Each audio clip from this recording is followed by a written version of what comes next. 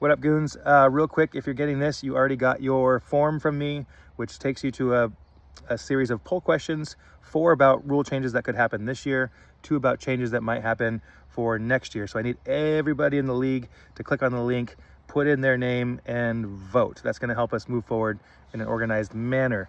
One of those questions I think needs a little more explanation, which I'll do now. I'll just be real quick.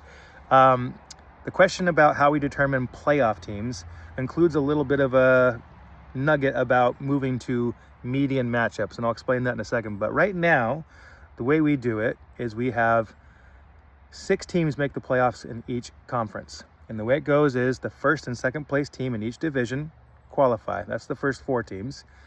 Then after that, the next 2 teams that have the highest point totals, regardless of their record, regardless of their head-to-head stuff, regardless of what division they're in, the next 2 teams that have the most points that aren't in that top 4 make the playoffs. And we do that to try to balance out the good and the bad luck of head-to-head matchups, because it's not always the most accurate way of showing who was the best team, right? There's another way we can do that, and that is to do a median matchup each week. So you play against another franchise like you always do every week. So Polghost versus Dave Vader, I either go 1-0 because I win, or I go 0-1 because I lost.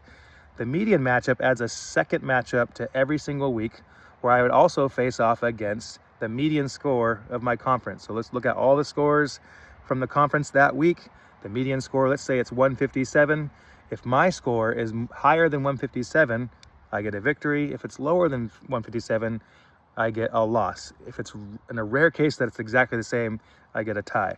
But what that does is it means every week you're going to have 2 different outcomes. You're going to either be 0-2, 1-1, or 2-0. And what this helps do is kind of smooth out the good and the bad luck of these matchups. So for instance, let's say I was the second highest scoring team that week with 196 points, but Dave Vader's the highest scoring team that week, and I played him and he had 212. So I would go 0-1 that week normally, but if I also faced the median, which was 157, I at least got a victory there, so I'd go 1-1 that week. And if you do that over the series of 13 regular season games, it kind of evens itself out, and it removes that need to worry about looking at total points, and we just go by head-to-head plus median matchups for the entire year, and that's how we determine the top 6 playoff teams. So that's what that question is asking. Keep it the same, top 4 by head-to-head, and then the last 2 by points.